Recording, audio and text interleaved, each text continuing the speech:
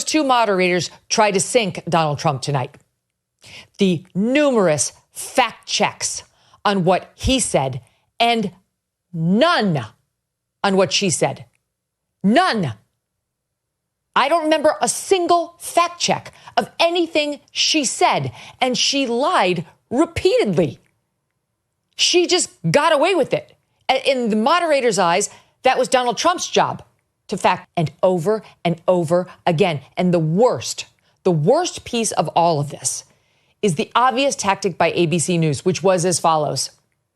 Mr. Trump, you said something incredibly controversial and terrible. Let me remind you of what it was. Do you have any regrets or thoughts on how terrible you were? Trump answers. Vice President Harris, how bad is Trump? And then she'd answer. It happened over and over again. That was the format. Mr. Trump, you're a piece of shit. Kamala Harris, isn't he a shit? Thank you. It was incredible. And then anything Trump said, fact check, fact check, fact check. And their fact checks were full of shit.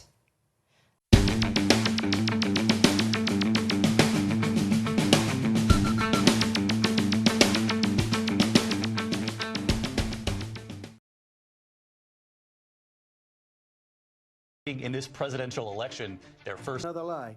I have been a leader on IVF, which is fertilization. The IVF, I have been a leader. In fact, when they got a very negative decision on IVF from the Alabama courts, I saw the people of Alabama and the legislature 2 days later voted it in. I've been a leader on it. They know that, and everybody else knows it. I have been a leader on fertilization, IVF.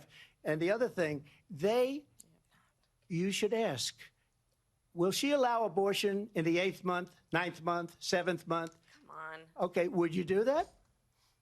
Why don't you ask her that question? Why don't you answer That's the problem. question? Would you because veto? Under Roe v. Answer Wade, the question, would you veto? you could do abortions in the 7th month, the 8th month, the 9th month, not true. and probably after birth. Just look at the governor, former governor of Virginia.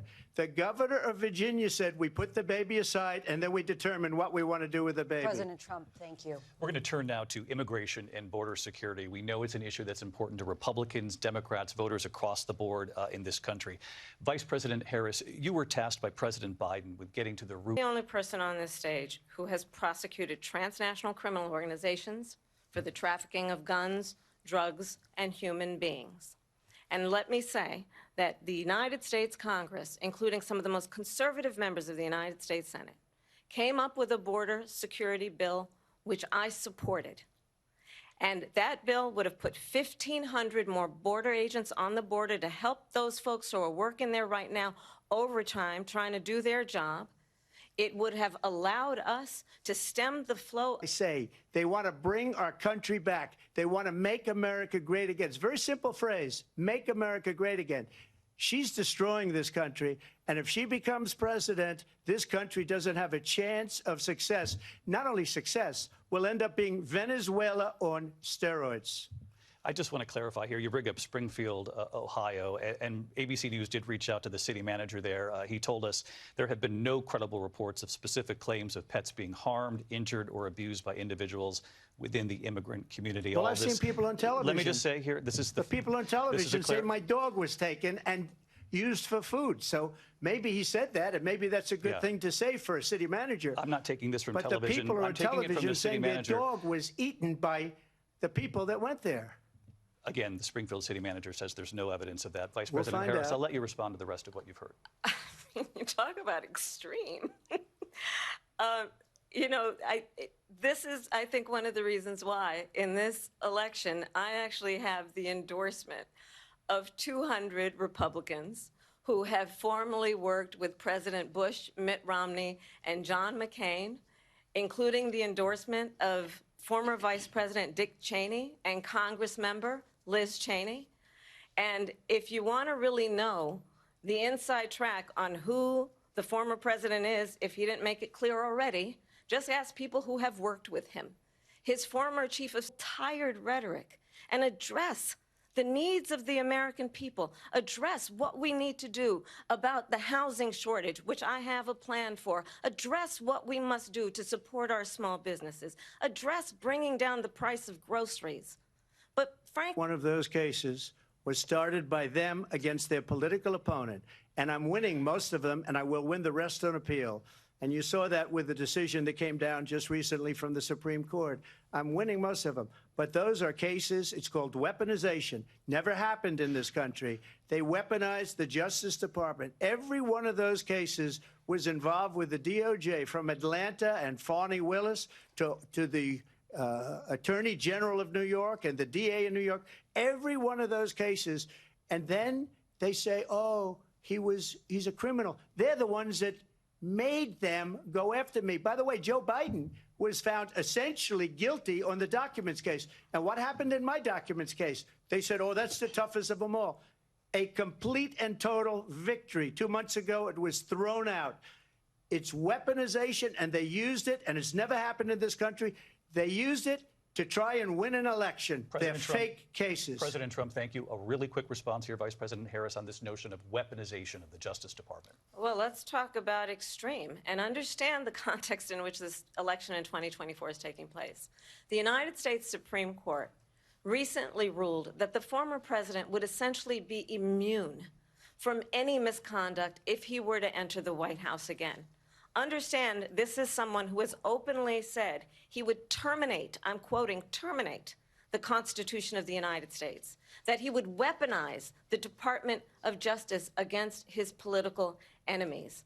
Someone who has openly expressed disdain for members of our military. Understand what it would mean if Donald Trump were back in the White House with no guardrails, because certainly we know now the court won't stop him. We know. Yeah, ladies and gentlemen, I want to welcome you to the first show, one where it's going to be a lot of episodes, but we're going to start with this one.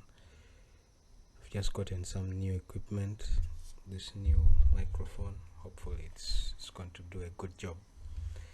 Yeah, welcome to UG Fact Checkers. This is your brother Trickle. Going to share a lot beginning from this episode. Hopefully we shall be able to cover a lot of stuff, and hopefully you will give me your comments, and please share and subscribe. Hopefully it will be fine. Yeah, I just wanted to share with you something concerning the presidential election that happened on 10th of this month. The presidential debate, between former President Trump and Kamala Harris, the current vice president. It's really a tight race. The background is that Kamala was imposed by the Democratic Party as the presidential nominee after President Biden resigned from that position. He resigned because he was utterly beaten by President Donald Trump in a debate. Trump exposed the frailty of President Biden, because initially many had considered him to be the nominee who would be able to beat Trump as the incumbent as well, but things did not go well for him. Generally his age went against him. He came out as a person with a lot of frailties. He was really a case of dementia when he was standing on the debate pulpit, and it was very evident that Biden could not really go on with this. It was really exposed. He could not handle basic questions, policy issues. He was not articulate. He had a serious case of mental acuity, and because of that, the president had to step down and nominate the VP to stand in his stead. And that's where we are right now. A lot of politics, a lot of issues to debate upon. Very interesting, and we all know that whatever happens in USA affects the whole world. When America sneezes, the world catches a cold, so they say. Yeah, so this is just a sneak peek of what I intend to share today. but it's going to be a loads of issues from Africa, my country, Uganda, what is going on. In 2026 we are going to have an election. Yeah, of course, much as I'm out of the country, I follow a lot about the politics. It's high time that the ordinary man got involved. Omuntu awansi ayogere. That is what I stand for. Simple man. Okay, literally it means the ordinary person having a voice, and that is what we stand for. I'm an ordinary person standing for the voice, giving out what I think, giving out my opinion. This time we are not going to be bamboozled and given information that is not real. We're based on fact. That's why we are huge fact checkers. We want to get the facts, ensure that everyone looks through the facts and is able to decide for his own or her own. Never is there going to be a time where you're just given points and you have to take them by force. They just literally push it down your throats. Never. This time we want facts to be laid on ground and people decide for themselves. Let the people decide. And I hope that I believe that is what democracy is all about. Let the people decide. So that's basically what my channel stands for, and hopefully we're able to achieve a lot of things. And please share and subscribe if you love the intro, you love what I am aspiring to, and just show me some love. Yeah, you can follow my channel, and I'll keep dropping other social media platforms where I actually share. They have been dormant for a while, yeah, but I'll keep sharing our content. And as a Christian, as a believer in the Lord Jesus Christ, I want to thank the Lord for actually bringing me to where I am. It's been a journey, and I want to thank the Lord for all that. Yeah, that's all I can say. Please, let's go to the video that I had already planned to share with you guys concerning the debate and what Megyn Kelly is sharing. She's actually sharing her concerns about what happened in the debate, whereby the moderators were not lenient to Trump, and the bias. That goes to showcase how we need to understand the media. You know, it's all about actually sending a particular narrative. It could be propaganda, it could be lies, but as a combination of lies and truth. How are you going to weed through that? And sometimes I always say we need common sense. We need time as well. In case you're not sure about something, give it time. The truth will always come out. Yeah, so let's share this, and you could give me your opinion at the end of the video. And you could see that you were seething with rage because these people weren't just not playing fair, they were deliberately trying to kill off one of those two candidates. Absolutely. It was a 3-on-1 pile-on. It was an ambush, and they went in there prepared to do it. Looking back on it now, going back and, we pulled the transcript, and you read, all the questions and how it worked. And every single time Trump tried to bridge away or didn't answer the question and tried to answer either his own sort of thoughts, offer his own thoughts on something, or even meander on defending himself against one of her attacks, they would bring him back to their difficult question. Like, the question was this. Every time she did that, she got a pass. They never. Yeah, one thing we have to know is that the presidential debate was a hotly contested one, and many pundits had anticipated that the one who actually wins the debate could be the undisputed president come this November 2024. So many people had anticipated to see a really fierce match, a fierce rivalry between these two people who really surprisingly had never met each other face to face. President Trump, former President Trump, and Vice President Kamala Harris. So they say. So it was built to be really a titanic matchup between them in this debate. However, the background of this was that the debate was not on level ground. Many had complained about it on the side of the Trump team. The Republicans said that the table was not level, and in fact, the criticism had not just come at this point in time, but it was earlier on, because they claim that almost 93% of what ABC News says was always negative for Donald Trump, and 100% of the news that ABC aired was very positive for the VP. So because of that, they always had claimed that the ground was not going to be level. But of course, Trump already knew that it was not going to be level.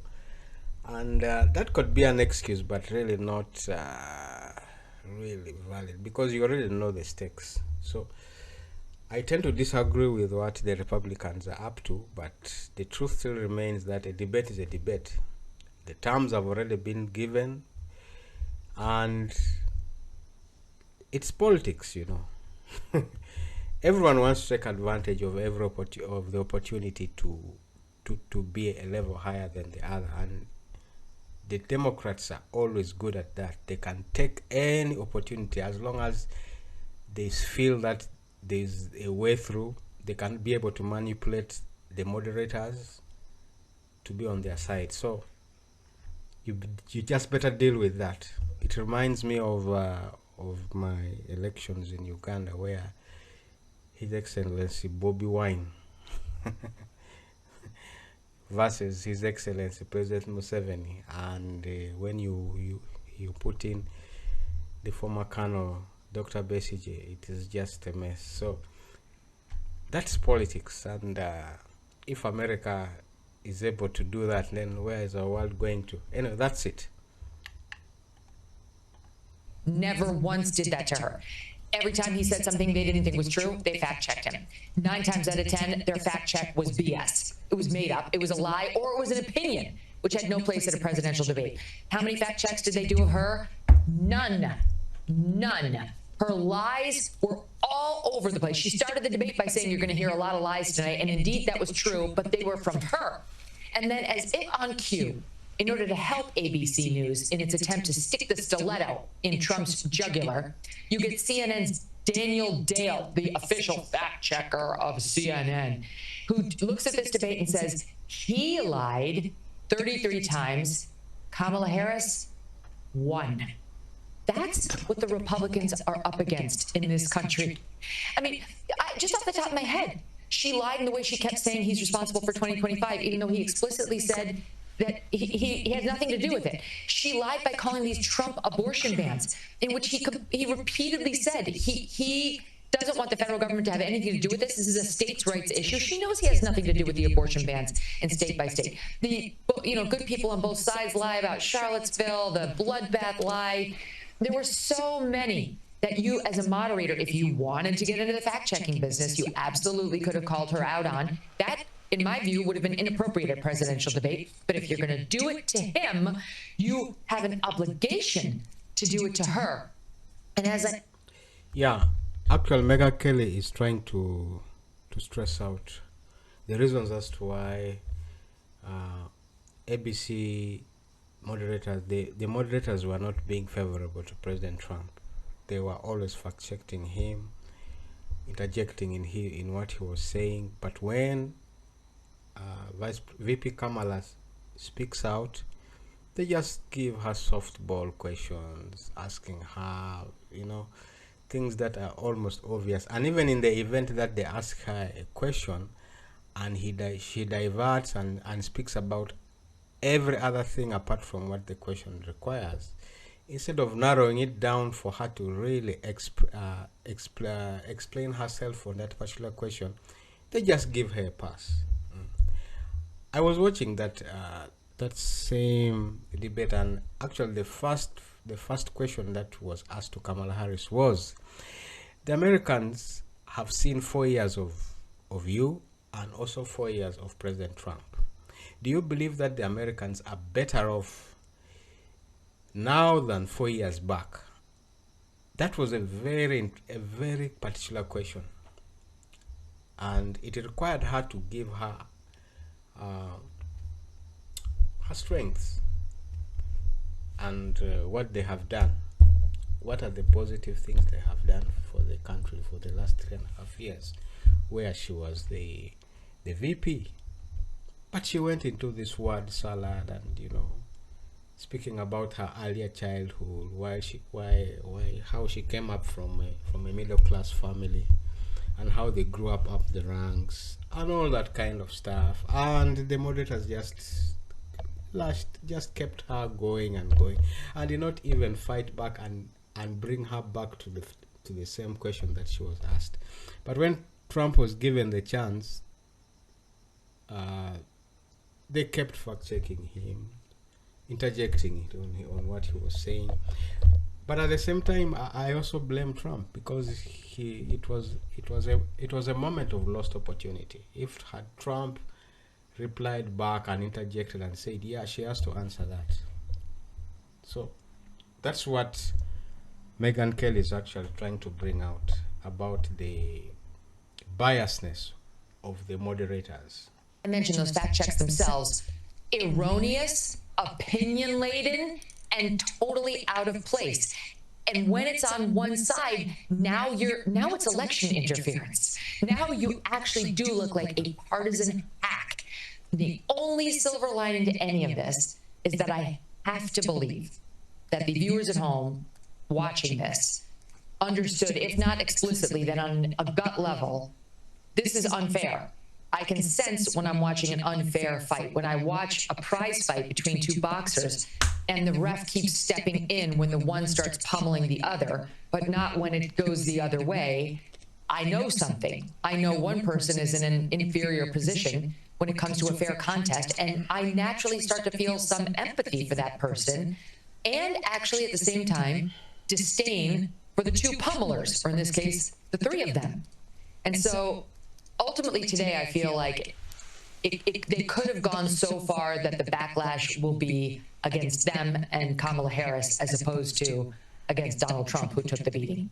Yeah, I also think that for a lot of people who sit and watch it live, I'm not entirely sure that everyone sits there forever, because these things, I don't know why they're on so late. I know sort of prime time works differently in different countries, but it feels like this thing keeps going so late. And I reckon if you were watching the first 30 minutes, I just couldn't help but think that this wasn't just the Team Blue world versus the Team Red world. I think there was a little bit of an idea where, like, maybe just as a bloke, but I was watching the whole passive-aggressive facial nonsense from her, which was all, oh, he's so crazy, he's so unbelievable, oh, really, all of that. It was like, man, this is not divorce court. Okay, I get it, you don't like him, but the idea that he's just such a supercilious figure, that why is he even here? Well, he's here because he actually won a nomination, not like you, where you and your mates, put Biden, out of his misery, and then you slid in and the media's pretended that you're not who you are. Oh, I'm dying to talk to you about this more, because in this contest, it's boiled down to male versus female. It's not to say Trump doesn't have millions of female supporters, and she has millions of male supporters too. But at the edges, like, what's making the difference in this race are the men are going overwhelmingly for Trump by some 15-point margin, and women are going by a 10-point margin for Kamala Harris. And I was looking at this thinking, what man is looking at that saying, yeah, I might sit it out on election day. I might be busy, might be too busy to get to the polls. I feel like most men are watching that saying, I can't wait to vote against her. What man watching this is my favorite. Oh, please. Right? Like, yeah. I feel like most men have had their balls busted. Yeah, that expression that Megyn Kelly made was one of the I could say the highlights of the debate, because actually Kamala Harris made some posters during the debate that actually attracted a lot of attention, because she posed herself as someone who is being bossy, and because she has a background of being an attorney, or I could say a lawyer, so that kind of position, when you are you're grilling someone, or you're trying to find out about something important, you're making an inquiry, it puts you in a position of being of looking kind of authoritative. Yeah, so it was very interesting the way she was posing herself as Trump was speaking. And at some point, actually, when she actually interjected in Trump's speech, Trump actually gave her a reply that was anticipated to be for her, because she had done that in a previous debate. You remember in 2020, when she was VP, she debated against VP Pence, and in that debate, VP Pence was interjecting what Kamala was saying, and Kamala said, "I'm speaking, please, I am speaking." I think I'll get one of the videos at one point and share it with you. And it appeared that it showed Pence to be someone who is not very put together, indisciplined, and does not respect women. So it appeared so sexist and misogynistic, and it painted a bad picture for Pence. And they were hoping that actual Kamala would have that moment with Trump as well, to prove to Trump that she was bossy and Trump cannot just ride over her. But unfortunately for her, as she was interjecting Trump's speech, Trump gave her the same feel of what he did 4 years back against VP Pence. So it's very interesting. I encourage you to watch the debate. If you have time, look through the debate and see for yourselves how interesting it was, and how biased the news media and the moderators were. However, just in summary, I cannot blame the moderators for Trump not really performing well, because we all knew that, in fact many people had already known that ABC, where the news network where the debate was performed, was already biased against Trump, and Trump knew it all along. So I just blame him for not taking those opportunities to pin down Kamala, who indeed, I have to give her flowers. She prepared herself very well for this debate. She prepped herself, and despite the fact that she had not made any communication with the press, and being an interview for almost 40 days, more than a month, before she came up with an interview. So she really prepared herself well, and she actually, I think, baited Trump to speak about things that were not really necessary to be spoken in the debate. Please get time and look at the debate and see it for yourself. Very interesting stories. And thanks for watching. Thanks for checking this station up. I hope to improve on my content, but for now, this is what I have for now. And please share, subscribe, and God bless you.